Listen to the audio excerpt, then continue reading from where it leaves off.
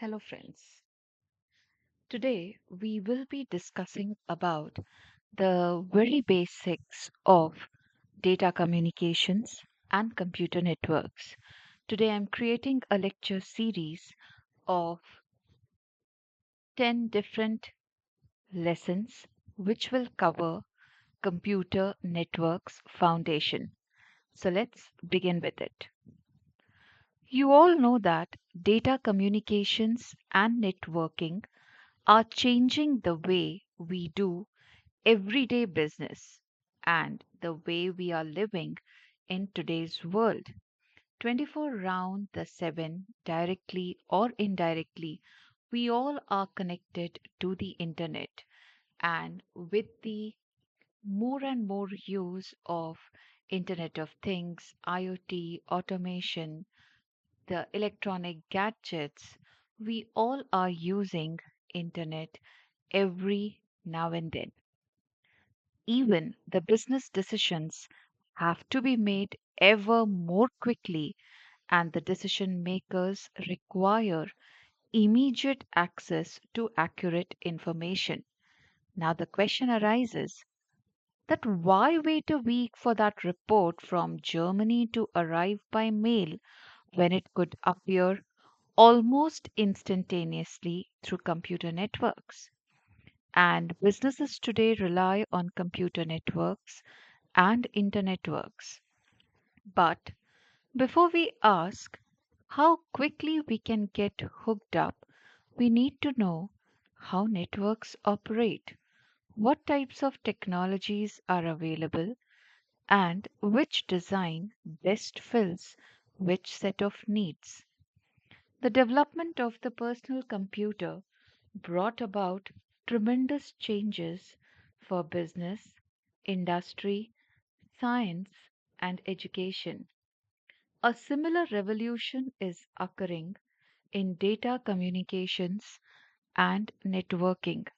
Technological advances are making it possible for communication links to carry more and faster signals. As a result, services are evolving to allow use of this expanded capacity.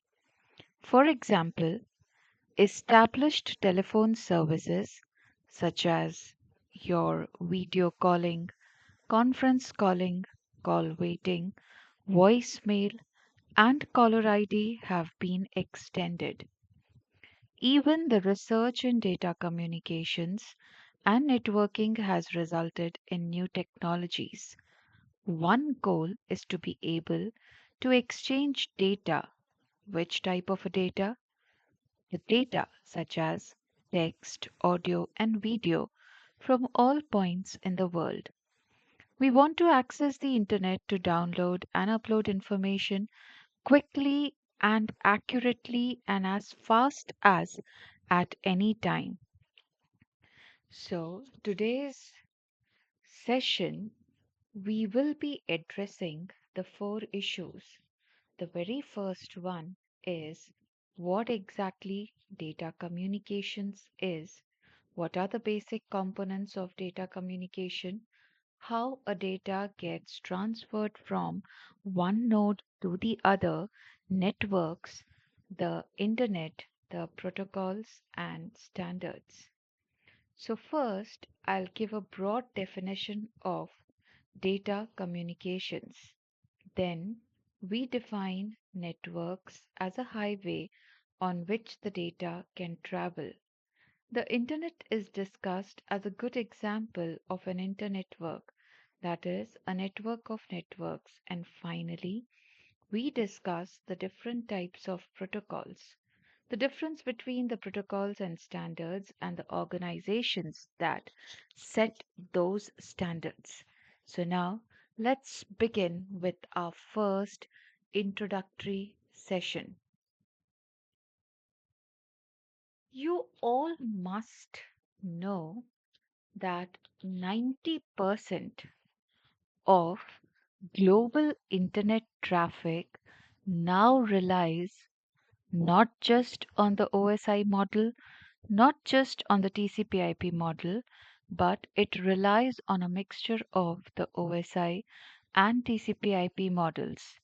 Yet, most of the students, you all can't name all seven OSI layers. And this discrepancy can mean the difference between a thriving tech career and being lost in the digital shuffle. If I have to give the analogy, I would say imagine the OSI model as the intricate layers of a traditional Indian thali where each dish represents a different layer from the spicy salad to the sweet dessert. Just like a thali is incomplete without balancing the flavors, a computer network requires each layer application, presentation, session, transport network, data link, and physical to work harmoniously with TCP/IP to serve up the seamless connectivity. Now, from where do we get the motivation? Understanding the OSI model and TCP/IP protocols can open the doors to careers in top tech companies like Infi, TCS, Wipro, with network engineers earning between 6 to 12 lakhs annually. As industries are rapidly digitizing, knowledge of network topologies and switching techniques positions you at the forefront of exciting developments in cloud computing, cybersecurity, and the Internet of Things. So, the very first, what exactly data communication is? When we communicate, we are sharing information. Now, sharing information can be local or remote. Between individuals, local communication usually occurs face to face, while remote communication takes place over distance. The term telecommunication, which includes telephony, telegraphy, and television, means communication at a distance. The word data, this word is very, very important in our data communication and networking industry. The word data refers to the information presented in whatever form is agreed upon by the parties creating and using the data. Data communications are the exchange of data between two devices via some form of transmission medium, such as a wire cable.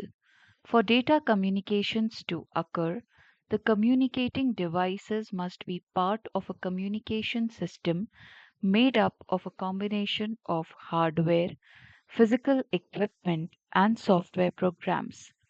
The effectiveness of a data communication system depends on four fundamental characteristics: delivery, accuracy, timeliness, and jitter. Now, when we talk about the four fundamental characteristics, let's deep dive into it. What exactly delivery means and how it is different from accuracy. When I talk about delivery, the system must deliver data to the correct destination. Data must be received by the intended device or user and only by that device or user. When I talk about accuracy, the system must deliver the data accurately. Data that have been altered in transmission and left uncorrected are unusable. Timeliness, the system must deliver data in a timely manner. Data delivered late are useless. In the case of video and audio, timely delivery means delivering the data as they are produced in the same order that they are produced and without significant delay. This kind of delivery is called the real time transmission. Now, these days, the best example is the live streaming of the cricket matches. Jitter. Jitter refers to the variation in the packet arrival time. It is the uneven delay in the delivery of audio or video packets, for example. Let us assume that video packets are sent every 30 milliseconds. If some of the packets arrive with 30 milliseconds delay and others with 40 milliseconds delay, an uneven quality in the video is the result.